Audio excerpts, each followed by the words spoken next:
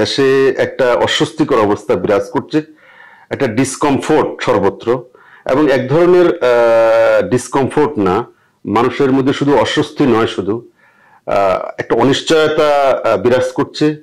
একটা একটা অনিশ্চয়তার আরো যদি এইভাবে বলেন, মানুষকে মনে হচ্ছে যেন একটা হতাশার অতল গহ্বরে দিন দিন মানুষ নিমজ্জিত হতে চলেছে, অতল গহ্বরে, যেটা হওয়ার কথা ছিল না।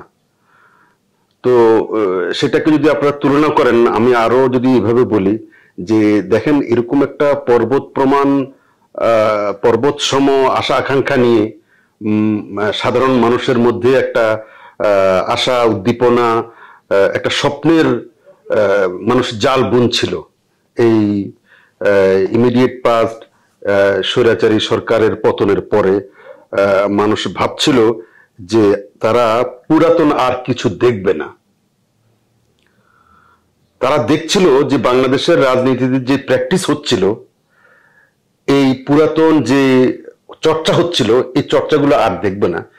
এখন দেখছে সেই একই চর্চা আরেক অন্য মোড়কে চলছে, মানুষের মধ্যে কোনো নতুনত্ব দেখছে না। এটা এক ধরনের এখন গা শোয়া হয়ে গেছে। এটাকে যদি আপনি বলেন নিউ নর্মাল, আপনি এটাকে বলতে পারেন এক ধরনের, ওই যে কোভিডের সময় বলছিল মানুষ, কোভিড এটা চিরস্থায়ী থাকবে, এটার সাথে আপনাকে এটা এইসব দিন রাত্রির মতো মানিয়ে নিতে হবে। ঠিক বর্তমান অবস্থায় 5ই আগস্টের পরে এই মানুষের স্বপ্নভঙ্গ হয়ে গেছে, মানুষের স্বপ্ন দোষ হয়ে গেছে।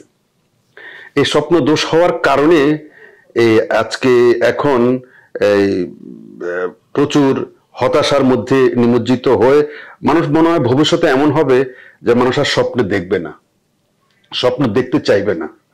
আন্দোলন করা তো পরের কথা, মানুষ স্বপ্ন দেখতে চাইবে না। তো ঠিকই বলছেন আপনারা যে একটা অস্বস্তি বিরাজ করছে, এবং বাংলাদেশের এই রাজনীতিতে এটাই হচ্ছে গিয়ে যারা রাষ্ট্র পরিচালনা করেন, তাদের যারা কুমতলব যাদের আছে, তারা মানুষকে এরকম হতাশার মধ্যে রেখেই, মানুষকে এরকম দিগ্ভ্রান্ত রেখে, কোনো লক্ষ্যহীন অবস্থায় রেখেই রাষ্ট্র পরিচালনা করতে চায়, যারা দেশকে কিছু দিতে পারবে না।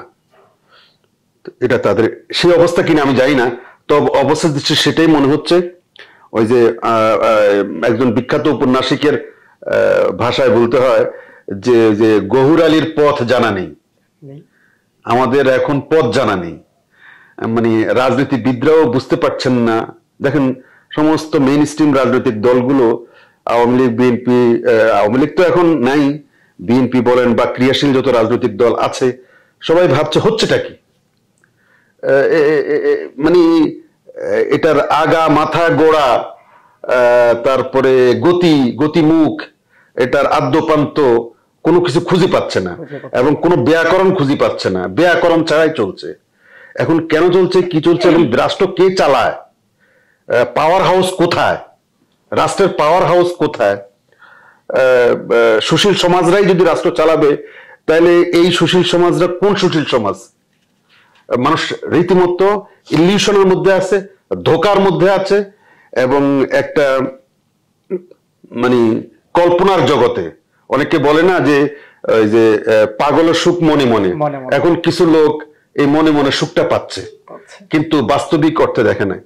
সবচেয়ে বড় কথা যেটা হতাশ করেছে মানুষকে, সেটা হচ্ছে মানুষ নতুন কোন ইতিহাস, নতুন কোন সেগা, নতুন কোন খবর মানুষ দেখছে না। মানুষ দেখছে সবই পুরাতন, এটা নতুন বোতলে পুরাতন মদের মতো। এটাই এই অবস্থায় বিরাজ করছে। আমি জানি না এখন এই অবস্থা কতদিন চলবে, এবং এটা এই অবস্থা কতদিন আপনার দেশের জন্য মঙ্গল। তবে এটা পথ জানা নেই অবস্থা, এটা একটা মানে গন্তব্যহীন একটা বিভ্রান্তিকর অবস্থা।